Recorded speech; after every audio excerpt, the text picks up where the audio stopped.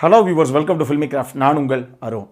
இந்த எபிசோடில் நம்ம பார்க்க போகிற படம் 2008 ஒரு அமெரிக்கன் சைக்காலஜிக்கல் த்ரில்லர் படமாக வெளியான அன்ட்ரேசபிள். இப்போது இந்த படத்துடைய ஒன்லைன் ஸ்டோரி என்ன அப்படின்னு நம்ம பார்த்துடலாம். தான் பண்ணக்கூடிய கொலைகள் எல்லாத்தையும் ஒரு வெப்சைட்டில் லைவ் ஸ்ட்ரீமிங் பண்ணக்கூடிய ஒரு சைக்கோ கில்லர். அவன் யார், அவன் எங்கே இருக்கிறான், இந்த கொலைகள் எல்லாம் அவன் பண்ணி முடிக்கிறதுக்குள்ளே எப்படியாவது அவனை கைது பண்ணணும் அப்படின்னு சொல்லி களத்தில் இறங்குற FBI ஏஜென்ட்டான படத்துடைய கதாநாயகி இறுதியாக எடுத்த காரியத்தை வெற்றிகரமாக முடித்தாங்களா இல்லையா, இதுதான் இந்த படத்துடைய ஒன்லைன் ஸ்டோரியை. இப்போது இந்த படத்துடைய டீட்டெயில் ரிவ்யூக்கு போகலாம். முதல்ல இதோட கதை என்ன அப்படின்னு நம்ம பார்த்துருவோம்.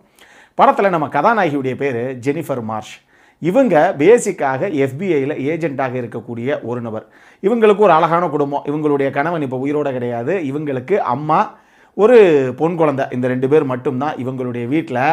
தான் மகளோட டைம் சரியாக ஸ்பெண்ட் பண்ண முடியாத அளவுக்கு 24 மணி நேரமும் ஒரு ஒர்க்கஹாலிக்காக வேலை வேலை வேலை கேஸுனே சுற்றிக்கிட்டு இருக்க ஒரு நபர் இவங்க. சரி, அப்படி இந்த FBI டீமுக்குள்ளே என்ன தான் அவங்க வேலை பார்க்குறாங்க அப்படின்னு பார்த்தீங்கன்னா, ஃபுல்லாகவே டெக்னாலஜி பேஸ் பண்ணி அதன் மூலமாக நடக்கிற சில குற்றங்களை தடுக்கிறது தான் இவங்களுடைய வேலையை. அதுவும் குறிப்பாக இந்த ஐடென்டிட்டியை திருடி அதை வச்சு வேறு ஏதாவது திருட்டுத்தனம் பண்ணுறது, இந்த ஆன்லைனில் பண மோசடிக்கு அது இதெல்லாம் நடக்குதில்லை, அந்த மாதிரி விஷயங்கள் இல்லை. இந்த இமெயில் மூலமாக இல்லை ஆன்லைனில் ஏதாவது மிரட்டல் விடுத்து அது மூலமாக ஏதாவது ஒரு ஆதாயம் தேடுற குரூப்பு, இப்படி எல்லாத்தையும் டெக்னாலஜி உதவியின் மூலமாக கண்டுபிடிச்சி கடைசியாக சட்டத்துக்கிட்ட ஒப்படைக்கிறது தான் இவங்களுடைய வேலை அப்படின்னு நீங்கள் வச்சுக்கோங்களேன். இவங்களுடைய கிரிஃபின் அப்படின்னு சொல்லி இன்னொரு நபரும் வேலை பார்க்குறாரு. இவங்க முக்கால்வாசி நாள் நைட் ஷிஃப்ட்டில் வேலை பார்க்குற நபராகத்தான் காமிக்கப்படுறாங்க. இவங்களை பொறுத்தளவுக்கு அந்த கூட வேலை பார்க்குறாரு கிரிஃபின், அவர் ஒரு தடவை இதே வேலையாக போச்சியா, எவன் வேணாவது ஆன்லைனில் பல திருட்டு வேலைகளை பண்ணிட வேண்டியது, ஐடென்டிட்டியை திருடிட வேண்டியது, நம்ம இவங்க எல்லாத்தையும் சுற்று போட்டு நம்மளுடைய மூளையை வச்சு தேடி பிடிக்கிறதே நமக்கு வேலையாக போச்சு. இதுக்காக டெக்னாலஜி வேறு பயங்கரமாக கற்றுக்க வேண்டியது இருக்குது. என்ன பண்ண, இன்றைக்கி ஒரு கூத்து, அது தெரியுமா, இன்றைக்கி ஒரு சூப்பரான மேட்டர் இருக்குது, இந்த பாருங்க அந்த லிஸ்ட்டை அப்படின்னு சொல்லி ஒரு சின்ன சீட்டு மாதிரி ஒரு பேப்பர் ஒன்று கொடுக்குறாரு. அந்த பேப்பரில் killwithme.com அப்படின்னு சொல்லி ஒரு வெப்சைட் பேர் இருக்குது. அது என்னென்னு போய் பாரு, உனக்கு தெரியும் அப்படிங்கிறாரு அவர். சரின்னு சொல்லி இவங்க லாகின் பண்ணி பார்த்தா அதில் killwithme சொல்லி ஒரு வெப்சைட்டு, அதில் என்டர்னு சொல்லி ஒரு பட்டன் இருக்குது. இவங்க என்ட்ரு பண்ணி பார்த்தா அங்கே ஒரு பூனை கிட்டத்தட்ட கொடூரமாக கொலை செய்யப்படுற அளவில் இருக்குது. அந்த வீடியோ லைவாக ஸ்ட்ரீம் ஆகிக்கிட்டு இருக்கு. இதை பல லட்சம் மக்கள் அங்கே ஆர்வமாக பார்த்து ரசிச்சுக்கிட்டு இருக்காங்க. இப்படி இருக்கிற தருணத்தில் இதை எப்படியாவது ஒரு என்ன சொல்கிறது, ஒரு பூனையாக இருந்தாலும் சரி, நாயாக இருந்தாலும் சரி, அது ஒரு ஜீவராசி தானே, அதை நம்ம எப்படியாவது காப்பாற்றணும் அப்படிங்கிறதுக்காக இவங்க முயற்சி பண்ணுறாங்க. ஆனால் அதுக்குள்ளே அந்த பூனை இறந்தும் போயிடுது. இவங்க புரிஞ்சுக்கிட்ட விஷயம் என்னென்னா, எவனோ இந்த மாதிரி பண்ணுற அந்த கொடூரமாக ஒரு உயிர் இறக்க போகுது அப்படிங்கிறத டெலகாஸ்ட் பண்ணுறான் அப்படிங்கிற விஷயத்தை மட்டும்தான் முதல்ல இவங்க யூகிக்கிறாங்க. ஆனால் இதே மாதிரியே அடுத்து ஒரு நபரை, ஒரு மனுஷனை கட்டி போட்டு அந்த ஆளுக்கு உடம்புல ஒரு சின்ன இன்ஜெக்ஷன் மாதிரி ஏற்றி வச்சு அது ஒரு டியூப் வழியே வழக்கம் போல் ஹாஸ்பிட்டலில் பாட்டில் தூங்குவாங்க பக்கத்தில், அந்த மாதிரி தொங்கிக்கிட்டு இருக்கு. அந்த பாட்டிலில் ஏதோ ஒரு விஷம் மாதிரி ஏதோ ஒரு விஷயம், ஏதோ ஒரு கெமிக்கல் இல்லை விஷம் ஏதோ ஒன்று இருக்குது. அது அப்படியே மெதுவாக ட்ராப் பை ட்ராப்பாக ஏறிக்கிட்டு இருக்கு அந்த ஆளுடைய உடம்புல. அந்த ஆள் வலி தாங்க பயங்கரமாக கத்துறான். இப்போ கதாநாயகி இந்த விஷயத்தை பார்க்கும்போது, ஏங்க இவன் எதுக்காக இப்படி சித்திரவதை பண்ணி அதுவும் பல கோடி மக்கள் பார்க்கணும் அப்படிங்கிறதையே இன்டென்ஷனலாக பண்ணுறான், இதில் என்ன எனக்கு சந்தோஷம் அப்படிங்கிற மாதிரி முதல்ல நினைக்கிறாங்க.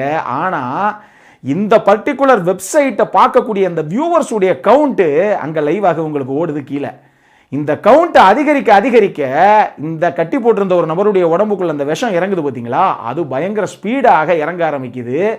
அப்போ தான் ஒரு விஷயம் உங்களுக்கு புரியுது, எவ்வளவு வியூவர்ஸ் பார்க்குறாங்களோ அவங்களோட கவுண்ட்டு ஏற அங்கே எவன் மாட்டிக்கிட்டானோ அந்த கில்லர்கிட்ட அவனுடைய மரணம் ரொம்ப சீக்கிரமாக அரங்கேறுது அப்படிங்கிற விஷயத்த அப்போ தான் இவங்க புரிஞ்சுக்கிறாங்க. உடனே FBIயிலிருந்து பொதுமக்களுக்கு அதை அறிவிக்கவே செய்கிறாங்க, தயவு செஞ்சு இந்த சைட்டை யாரும் பார்க்காதீங்க, இதை சப்போர்ட் பண்ணாதீங்க. காரணம் என்னென்னா, இந்த சைக்கோ கில்லர் பார்வையாளர்களான நம்மளை தான் ஒரு மர்டர் வெப்பனாக யூஸ் பண்ணுறான்.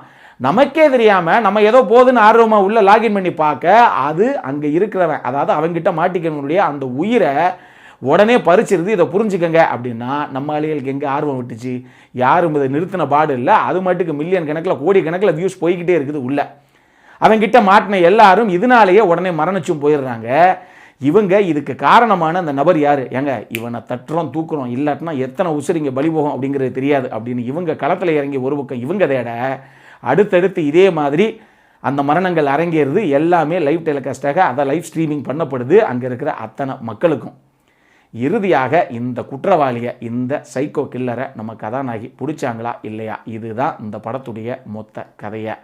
இந்த படத்தை பொறுத்தளவுக்கு எனக்கு ரொம்ப ரொம்ப பிடிச்ச விஷயங்கள் என்ன அப்படின்னா, இந்த கதாநாயகியாக எடுத்து நடித்த டயன் லேனுடைய பர்ஃபார்மன்ஸு சூப்பராக பண்ணியிருப்பாங்க. அவங்க தான் அந்த ஜெனிஃபர் மார்ஸ் அப்படிங்கிற அந்த கதாநாயகியுடைய அந்த கதாபாத்திரத்தை பண்ணியிருப்பாங்க, சூப்பராக பண்ணியிருந்தாங்க அப்படின்னே சொல்லலாம்.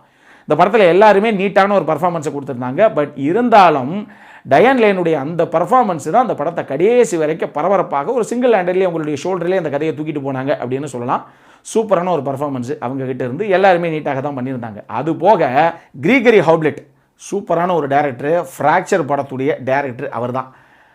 நம்ம ஆந்தனி ஹாப்கின்ஸ் நடித்த ஒரு படம் இது, அவ்வளவு லேசில் நம்ம மறந்துருக்க மாட்டோம். அந்த படமே நம்ம ரிவ்யூ பண்ண ஒரு படம் தான். அந்த படம்லாம் அப்படி ஒரு கிளைமேக்ஸ் இருக்குன்னு ஒரு பயம் நம்ம வந்து ப்ரிடிக்ட் பண்ண முடியாது. அட்டகாசமான ஒரு படம் அந்த படம். பிரைமல் ஃபியரு, இந்த மாதிரி சும்மா வச்சு செய்யக்கூடிய தரமான படங்களை இயக்குன ஒரு இயக்குனருடைய இன்னொரு படம் தான் இது.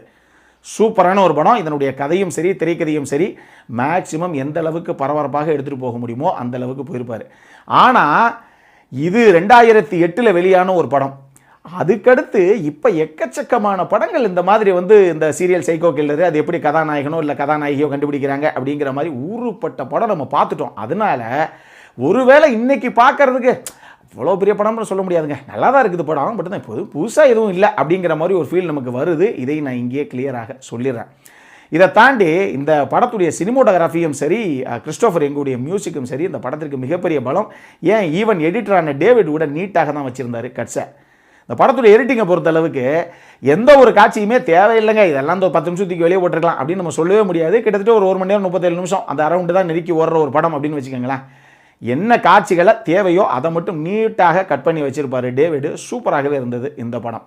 நான் சொன்ன மாதிரி சினிமோட்டோகிராஃபியும் சரி, மியூசிக்கும் சரி, இந்த படத்துக்கு அதுக்கு தேவையான விஷுவல்ஸு, அதுக்கு தேவையான பரபரப்பு ரெண்டையுமே இந்த 2 டீமுமே சூப்பராக கான்ட்ரிபியூட் பண்ணியிருந்தாங்க அப்படின்னு சொல்லலாம். அடல் கண்டென்ட்டை பொறுத்தளவுக்கு இந்த படத்தில் என்ன பொறுத்தளவுக்கு அடல் கண்டென்ட் அப்படின்லாம் எதுவும் நான் சொல்ல மாட்டேன். பட் இருந்தாலும் இதில் ஒரு சில விஷயங்கள் இருக்குது, ஒப்பீனியன் டிஃபர்ஸுங்கிற மாதிரி ஒரு சில பேருக்கு ஏங்க இப்படி சீன் இருக்குது இல்லவே இல்லைன்ட்டிங்க அப்படிங்கிற மாதிரி தோணலாம். அதனால் நீங்களே படத்தை பார்த்துட்டு அதுக்கப்புறம் டிசைட் பண்ணிக்கோங்க இந்த படம் ஃபேமிலியோட பார்க்கலாமா வேணாமா அப்படிங்கிற அந்த விஷயத்தை. இந்த படம் அமேசான் பிரைம்லேயே உங்களுக்கு தமிழ் டப்பிங்கில் அவைலபிளாக இருக்குது. தமிழ் டப்பிங் ரசிகர்களுக்காகவே தான் அந்த படத்துடைய ரிவ்யூ. இல்லாட்டினா நான் சொன்ன மாதிரி 2008 இது சூப்பரான படமாகவே நமக்கு தெரிஞ்சிருக்கும். இன்றைக்கி ஏங்க பொழுது போலனா பார்க்கலாங்க, நல்ல படம் தான், பட் வந்து பார்த்தே தீரணும் அப்படிங்கிற படம்லாம் கிடையாது அப்படிங்கிற ஒரு ஃபீல் நமக்கு வருது. ஆனால் இந்த தமிழ் படங்கள் மட்டுமே பார்க்கக்கூடிய, இல்லை தமிழ் டப்பிங்காக இருந்தால் தாங்க நாங்கள் பார்ப்போம் அப்படிங்கிற ரசிகர்களுக்கெல்லாம் இந்த படமே சூப்பரான படமாக தெரியும். மற்ற ரசிகர்கள் இதை மைண்டில் வச்சுட்டு பார்க்கலாமா வேணாமா அப்படிங்கிறத நீங்கள் யோசிச்சுக்கோங்க. இந்த படத்திற்கு ஃபில்மிகிராஃப்ட் கொடுக்கக்கூடிய ரேட்டிங் 6.5 out of 10. இப்போ நம்மளுடைய அடுத்த செக்மெண்ட்டான இன்ட்ரெஸ்டிங் ஃபேக்ட்ஸ் அபவுட் தி மூவிக்கு போகலாம்.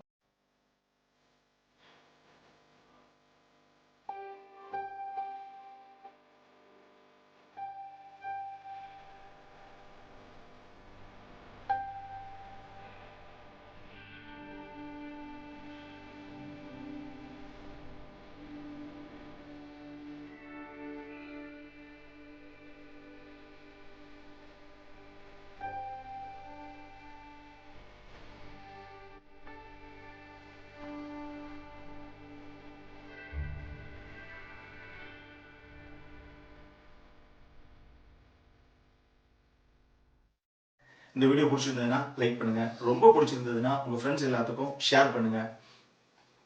உங்களுடைய கருத்துக்கள் ஏதாவது இருந்தது அப்படின்னா கீழே இருக்க கமெண்ட் செக்ஷனில் எங்களுக்கு தெரிவிங்க. வீடியோவை க்ளோஸ் பண்ணுறதுக்கு முன்னாடி சப்ஸ்கிரைப் பண்ணுங்கள். சப்ஸ்கிரைப் பண்ணும்போது பக்கத்தில் இருக்க நோட்டிஃபிகேஷன் பெல் ஐக்கானையும் கிளிக் பண்ணுங்கள். அப்போ தான் எங்களுடைய வீடியோஸ் எல்லாம் உங்களை ஆன் டைம் வந்து சேரும். இதே மாதிரி இன்னொரு வீடியோவோட அடுத்த முறை உங்களை சந்திக்கிற வரைக்கும் it is Arun signing off. By.